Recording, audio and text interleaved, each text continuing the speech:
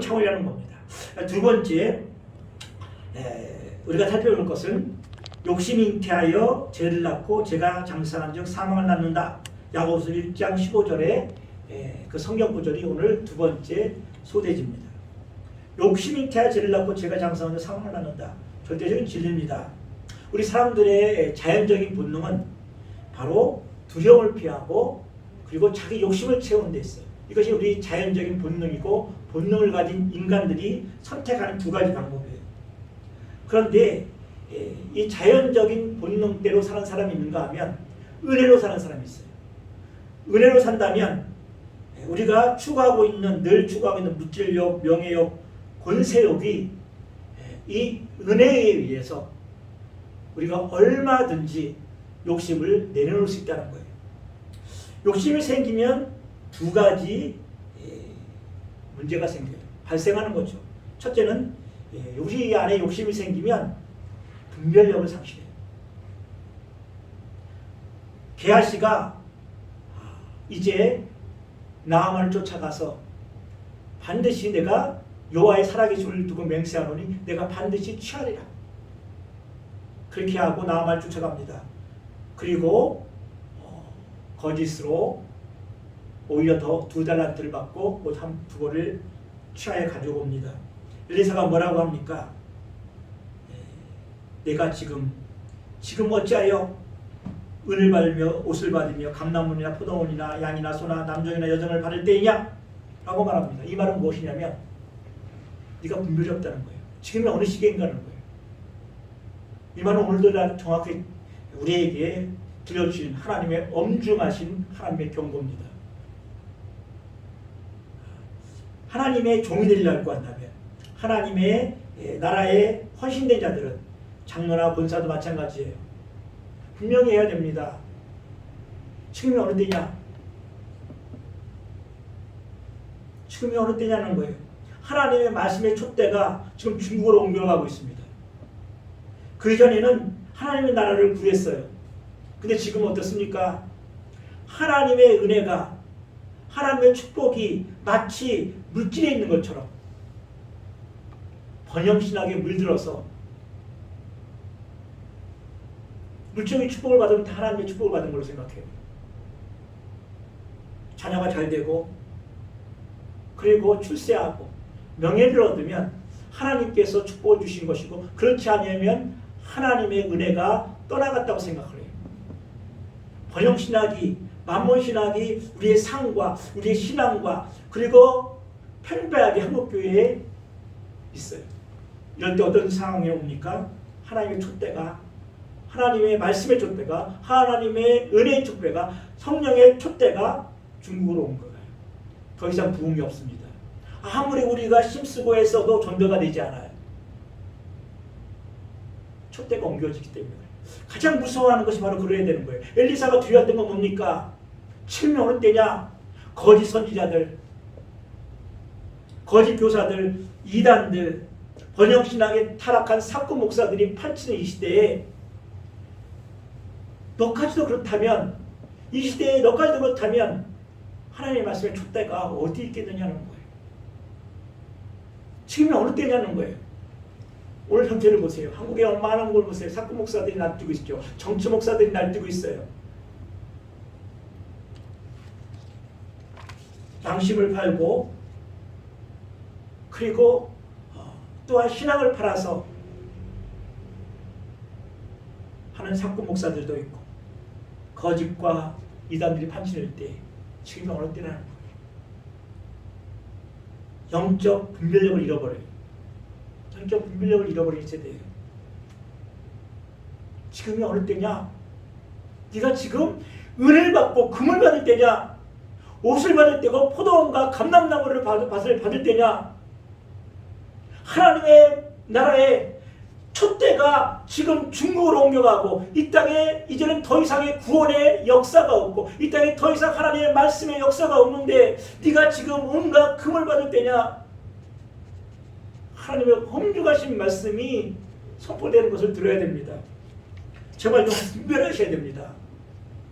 내가 과거에 이런 은사도 받고 이런 일도 했고 이런 헌신도 했는데 그게 무슨 의미가 있습니까? 오늘 내가 하나님 앞에 선하고 정직하게 하나님 보시기에 선하고 정직하게 서 있지 못하는 나를 볼진데 그게 무슨 의미가 있습니까? 그리고 또한 이 욕심이 잉태하면 죄를 난다고 했죠. 어떤 죄를 낳습니까? 바로 거짓이에요. 자기 기만이에요. 반드시 욕심이 그 안에서 잉태해서 죄를 낳는 가정 속에 수단으로 사용되는 것이 뭐냐면 거짓과 자기 기만이에요. 나하만에게 나아간 게하시는 계속해서 거짓말합니다. 나하만에게 거짓말하고 자기 스승 엘리사에게 거짓말합니다. 수단이 그렇죠.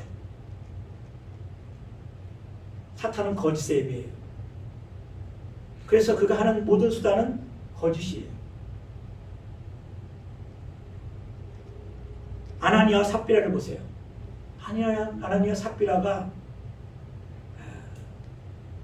밭을 판 것을 얼마간 숨기고 베드로에게 나옵니다. 그리고 이것이 다냐고 물어볼 때 다라는 거예요. 생각을 해보세요. 아나니아하고 삽비라에게 베드로가 헌금을 내어 밭을 팔아서 헌금을 하라고 했습니까? 한 적이 없어요. 그런데 많은 사람들이 그렇게 함으로 칭찬과 영예를 얻으니까 교회의 명망을 얻으니까 판 거예요. 근데 파는데 다 아까워요. 그래서 1분만 마칩니다. 베드로가 그 다음에 우리 사건 알고 있죠. 아나니아 삽비라는 너희가 하나님을 속이느냐 하고 죽임을 당합니다. 두 개 다 얻고 싶은 거예요. 명성도 얻고 그리고 실질적인 경제력도 얻고 싶은 거예요. 왜 사두개 이 바리새인들이 예수님께 책망을 받은 줄 아십니까? 그들은 종교인으로서 경건함을 보임으로 말미암아 백성들에게 존중도 받고 싶어요. 그런데 돈도 사랑해요.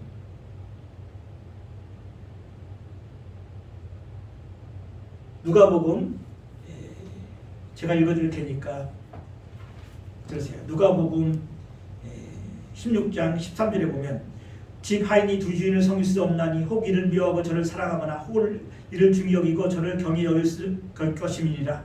너희가 하나님과 재물을 겸하여 섬길 수 없느니라. 우리 예수님께서 그렇게 설교하시니까 그 말을 들은 바리새인들이 어떻게 말합니까? 14절 그 뒤를 이어서 바리새인들은 돈을 좋아하는 자들이라 이 모든 것을 듣고 비웃거든 그랬어요. 바리새인들은 어떤 자입니까? 일주일에 2번 금식하고 바카와 해안가 근처에 심결 드린 사람들입니다. 늘 기도하는 사람들이에요. 많은 사람들에게 존중을 받고 있습니다. 그런데 돈을 좀 좋아해요. 두 가지를 다 취하려고 하죠. 너는 만몬과 하나님을 섬길 수 없다고 했는데 예수님께서 뭐라고 얘기합니까? 이 독사의 자식들아, 회칠한 무덤이여. 우리 예수님 같이 온유하신 분이 우리나라 말로 하면 쌍욕이에요. 거침없이 뱉어내십니다. 누구에게요? 종교인들에게 하는 겁니다. 누구에게요? 바로 우리들에게 하는 거예요. 존중받기도 원해요.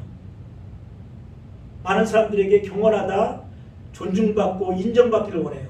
그러나 그 안에는 돈을 사랑하는 마음이 있기에 오늘도 우리 예수님은 책망하십니다. 이 회칠한 믿음이여, 이 독사의 자식아.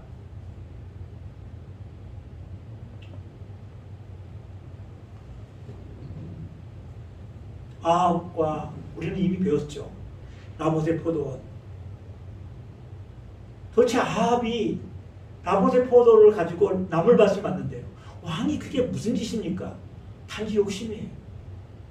이세벨이 어떻게 그것을 뺏어줍니까? 속이잖아요. 여호와를 못 얻겠다는 말을 속여서 거짓 증인을 내세워서 나봇을 돌려쳐 죽입니다. 그리고 유이 빼앗죠. 욕심이라는 건 그런 거예요. 욕심은 분별력을 잊어버립니다. 그리고 거짓과 자기 기만의 수단을 통해서 반드시 그것을 얻어야 돼요. 그래서 죄가 나와서 그 다음에 사망을 이렇게 돼요. 아나니아 삽비라처럼 아합과 이세벨처럼 사망이 이렇게 되는 거예요. 그렇다면 우리는 어떻게 해야 될까요? 이 거짓과 이 자기 기만에 우리가 있을 때 우리는 어떻게 해야 이 욕심에서 벗어날 수 있을까요? 벗어날 수 없습니다. 우리의 타락한 본성은 어때 이걸 벗어날 수 없습니다. 그러나 하나님께서 우리를 불쌍히 여기사 욕심이 잉태하지 못하게 하시고 욕심이 잉태해서도 그 죄를 가지고 사망에 이르지 않냐도록 우리를 돌봐주시는 분이 바로 우리 하나님이십니다. 바로 내가 이 열왕기서를 좋아하는 이유는 왕들이 하나님의 평가에 어떻게 나오냐면 하나님 보시기에 선했더라, 정직했더라고 하는 평가예요. 우리 집 가운데도 그렇죠. 하나님 보시기에 선하고 정직한 삶 살라. 우리 자녀들에게 늘 하는 말입니다. 우리 자녀들도 우리 자녀들에게 우리의 가훈을 이어주길 원합니다. 하나님 보시기에 선하면 돼요. 내가 욕심이 나거든 한 번만 생각해 보세요. 이것이 하나님 보시기에 선한가? 한 번만 생각해 보세요. 이게 하나님 보시기에 선한가? 그렇다면 욕심이 잉태를 하지 못해요.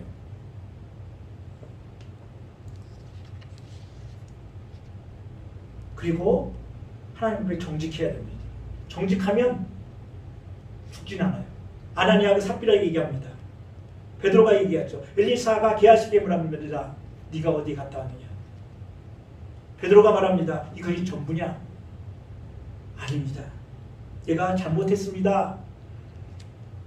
그러면 사망까지 이르지 않겠죠.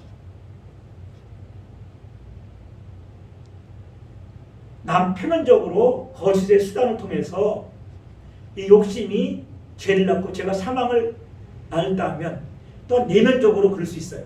남을 속이지 않고도 얼마든지 자기 기만이라는 수단을 통해서 제가 사망에 이를 수 있어요. 다윗을 보세요. 다윗이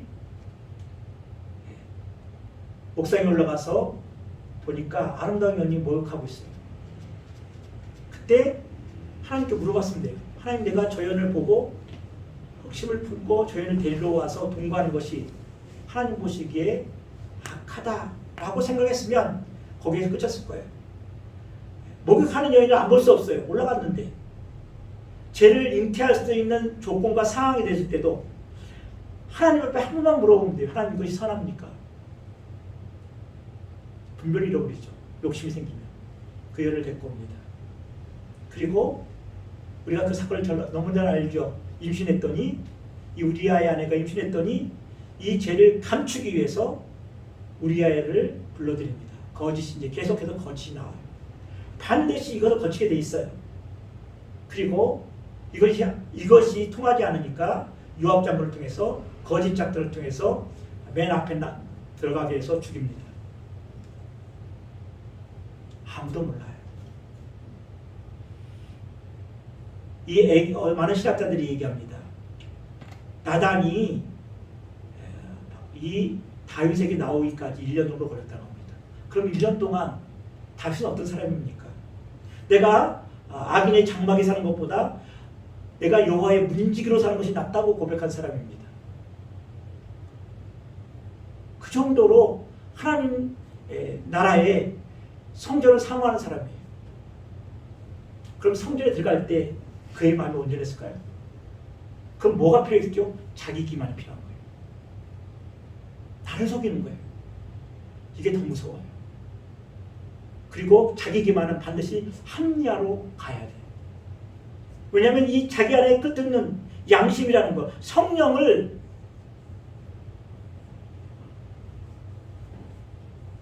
계속되는 양심을, 괴로움을, 자책을 누리기 위해서는 합리화가 필요해요. 자기 정당화가 필요해요. 이때 정직하기만 하면 살았죠. 하나님, 내가 죄를 지었습니다. 용서해 주세요. 라고 하면 사망으로 이르지 않아요. 계속해서 다윗은 자기 기만에 빠진 거예요. 그럴 수밖에 없죠. 어떻게 1년 동안 가늠한 죄도 엄청난 죄인데 살인죄가 아닙니까? 자기가 사랑하는 우리 충성된 우리아를 자기 기만에 빠졌죠. 누구도 알지 못합니다. 아니 요압은 알고 있었죠. 그러나 그 당시에 일반적으로 왕들은 그런 권리를 갖고 있었어요.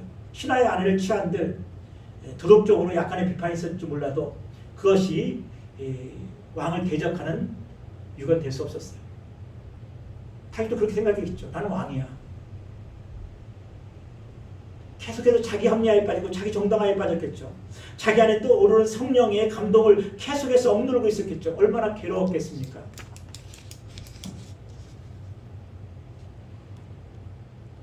그때 나단 선지자가 바로 당신이다 할 때 꼬꾸라졌죠. 그런데 그 다윗의 나머지 삶이 얼마나 비참합니까? 자신의 10명의 궁녀는 대낮에 자기 아들과의 관계를 하고 자기가 그렇게 사랑하는 4명의 아들이 죽임을 당합니다. 아주 똑똑한 놈만 죽습니다. 제가 다윗이라면 그렇게 편한 인생 못 사셨을 거예요. 제가 사망에까지는 가지 않았지만 사망보다 더 두려운 삶을 살았을 거예요. 다윗이 회개하고 난 다음에 10편 56편에 보면 주 앞에서 쫓아내지 마시고 나를 쫓아내지 마시고 주의 성신을 내게서 거두지 마소서. 계속 이어지는 10절에는 주여 주의 구원의 즐거움을 내게 회복하여 주시고 자화하는 심령을 내게 주소서. 구원의 즐거움이 사라졌다는 것을 알 수 있어요. 그가 가장 두려워하는 것 성신을 내게서 거두지 마소서. 그는 보았어요. 사울이 계속해서 그 마음에 자기 기만 속에서 좋은 것을 아말군대를 다 전멸하라고 했는데 좋은 것만 살려둡니다. 그리고 뭐라고 얘기합니까? 합리화시킵니까? 하나님께 바치면 된다는 거예요.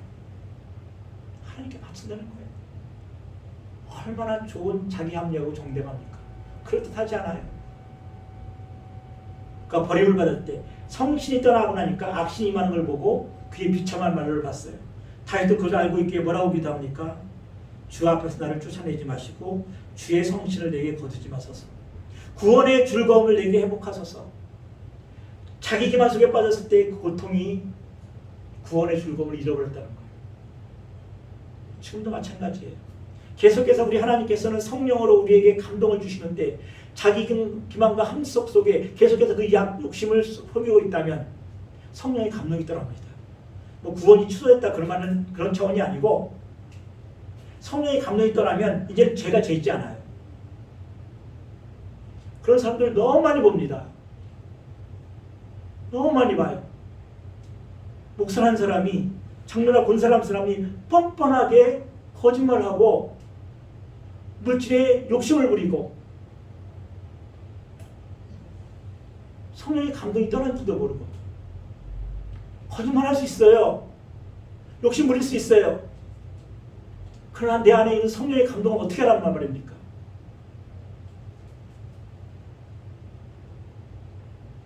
하나님 앞에 선하고 정직하십시오. 욕심이 생기면 하나님 이게 하나님 보시기에 선한 겁니까? 이게 하나님 보시기에 선한 겁니까? 한마디만 하나님께 기도해 보세요. 이상하게 내 욕심이 이것을 없앨 수는 없어요. 계속해서 떠오르는데 감히 그 욕심을 저짓을 어떤 액션을 시한할 수가 없어요. 그걸 느낄 수 있어요. 하나님 나를 도와주세요. 이게 하나님 보시기에 선합니까? 그리고 내가 죄를 낳기 전에 욕심을 놓고 죄를 낳기 전에 거짓말하는 나를 보면 자기 기만, 자기를 정당화시키는 자기를 보면 정직하시면 돼요. 하나님 내가 죄인입니다. 세리와 세리처럼 멀리서 감히 고개를 들지 못하고 하나님 하늘 울어 하나님 내가 죄인입니다. 하나님 내가 잘못했습니다. 성령님 나를 도와주세요. 그럼 사망까지는 가지 않아요. 물론 그 이전에 죄를 지었던 것들은 또한 다른 차원이지만 제가 사망까지 이르지 않아요. 그래서 하나님 앞에 선하고 정직한 삶을 살아야 된다는 거예요. 우리 안에 욕심이 잉태하지 못하고 잉태해도 죄를 낳지 못해요. 우리가 하나님 보시기에 선하고 정직하면 분별력이 돌아와요. 우리 밭에 감추인 보화를 보죠. 게하시는 어떤 사람입니까? 엘리야의 사원이에요. 자 보세요. 엘리사, 엘리야가 7가지 기적을 물론 표면적으로 그렇죠. 성경에 나타나 보면. 근데 엘리사는 뭡니까? 14가지 기적을 보여줍니다. 2배의 영감을 받았다는 것을 성경은 사건을 통해서 기적을 통해서 보여주죠. 만약에 게하시가 엘리사의 길을 이었다면 얼마나 위대한 종이 됐을까요?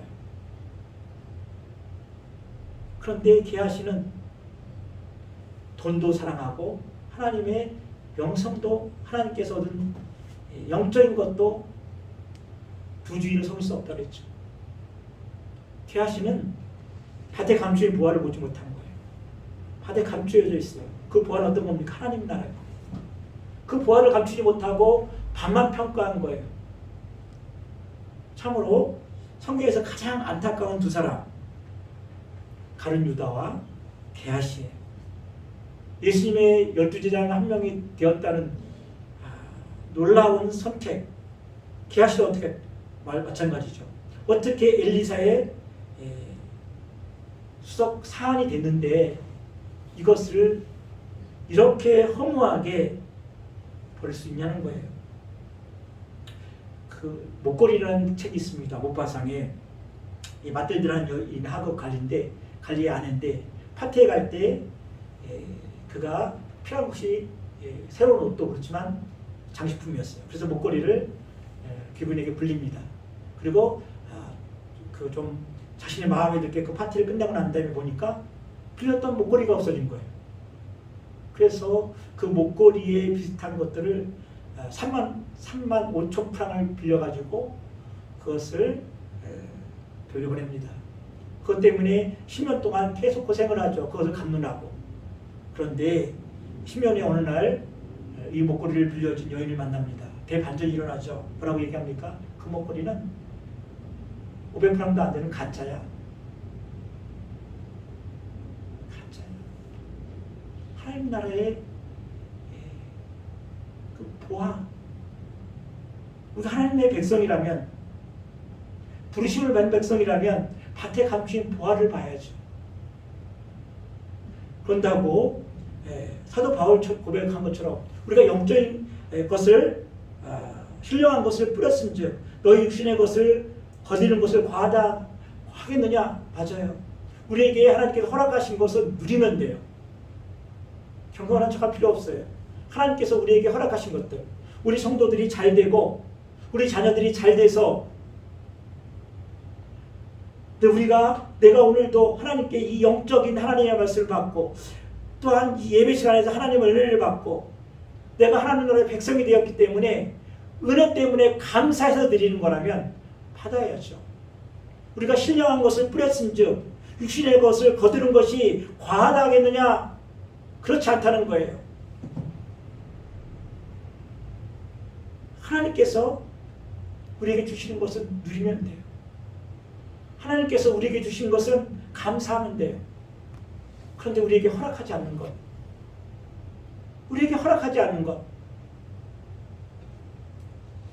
그것이 욕심이에요. 왜 하나님 허락하지 않는 걸 취합니까? 욕심 때문에 그래요. 말씀을 정리합니다. 지금 어찌 은을 받으며 옷을 받을 때냐? 지금 한국교회를 통해서 바로 오늘 우리 교회를 행해서 하나님께서 경고의 말씀과 책망의 말씀이라고 생각해요. 지금 하나님 나라의 촛대가, 부흥의 촛대가, 생명의 촛대가, 말씀의 촛대가 중국어로 지금 넘어가고 있는데 너희 목사들아, 너희의 장로 권사들아, 너희가 지금 어느 때냐? 금강 은혜 받을 때냐? 은혜를 구하는 거야. 비참하게 살지언정 비겁하게 살지 말라는 거예요. 첫 번째는. 우리는 비참해질 수 있어요. 왜죠? 시련과 환난과 하나님께서 고난을 주실 때 하나님께서 우리를 비참하게 하세요. 그럼 비참해질 각오를 하세요. 그런 믿음도 없고 그런 각오도 없이 무슨 안수를 받고 무슨 장로 권사의 치기를 받습니까? 명예직입니까? 아니에요. 비참하게 살라고 할 땐 살아요. 그래도 하나님께서 풀어주시면 감사하고 누리라면 누리는 거예요. 두 번째는 욕심이 잉태하고 그제가 장성하여 사망에 되기 위해서는 하나님 보시기에 선하고 정직한 삶 살라고 그랬죠. 욕심이 가지고 오는 표면적, 내면적인 그 현상은 바로 분별력을 잃어버린 것이고, 내적은 외적 수단으로서는 거짓이라고 했죠. 내적으로 진행되는 것은 자기 기만이라고 하는 수단이랬어요. 하나님 앞에 선하고 정직한 삶 사십시오. 그러면 욕심이 잉태하지 않습니다. 정말 하나님께 한 번만 물어보세요. 하나님 무엇이 선합니까? 내 마음 푸는 것이 선합니까? 내가 어느 집사님을 누구를 대하는 이 마음이 선합니까? 혹 너무 욕심에 강렬해서 행동을 했다면 한 번 더 물어보세요. 하나님, 내가 이렇게 해서 이런 것을 했습니다. 하나님, 내가 이렇게 했습니다. 하나님께 고백 한 번만 해보세요. 성령님 우리를 도와주십니다. 그래서 보혜사예요. 우리를 진리 가운데 인도하시고 우리를 깨닫게 하시고 그리고 우리를 도와주신 성령님이 우리 말없는 탄식으로 우리를 위해 기도해 주시고 우리 연약함을 도와주시는 거예요. 하나님 앞에 선하고 정직한 삶 사는 우리 영광스교회 속한 심령들 자녀들 되시기를 주님의 이름으로 축원합니다. 기도합니다.